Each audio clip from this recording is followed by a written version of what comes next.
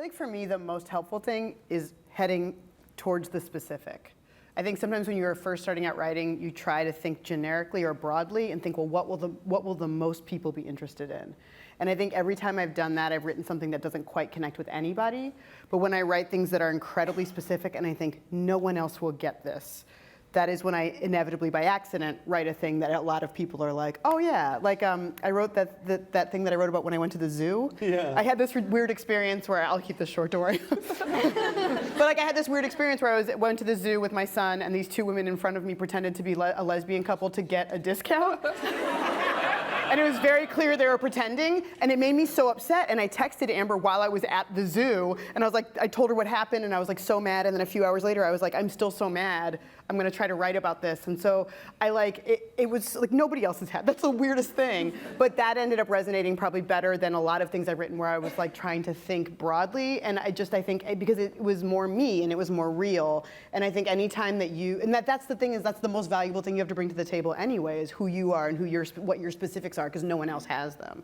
So I think like the more you just write things that really that make you feel like your body's vibrating, then you will write better things that are more specific and more human and more resonant, and that's where your voice will come from.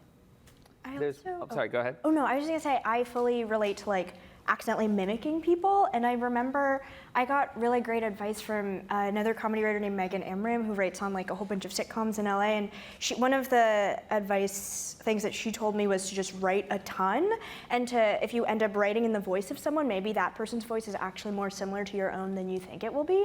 So I ended up pretending to be various people, or like trying to write and actively copy their voices, because in my mind I was like, great, if I read David Sedaris and then try to write something like him, because I'm not actually him, whatever is variant from my thing, between my piece and his, will be my own, if that makes sense. And so I tried to copy like a whole bunch of different humor writers, and then whatever was the similar thread throughout these various different styles of writing, I was like, that's me. Oh, wow. Yeah. God. I love homework. I think we can all agree that Allie's was Jenny's was a pretty good answer. I mean, it was like, I think when you finished, we thought that was as good an answer you could have. I'll also say, just to cheat, is like, if I'm trying to think of a sketch to write for Thursday or a Monday morning pitch, I go through my tweets and like, what was I angry about this week? What was I passionate about this week? I'll just read my tweets and be like, this could be a sketch. Or you could do a creative writing assignment. And I love that you guys have writing advice, and my advice is go to the zoo. Go to the zoo and keep your ears open.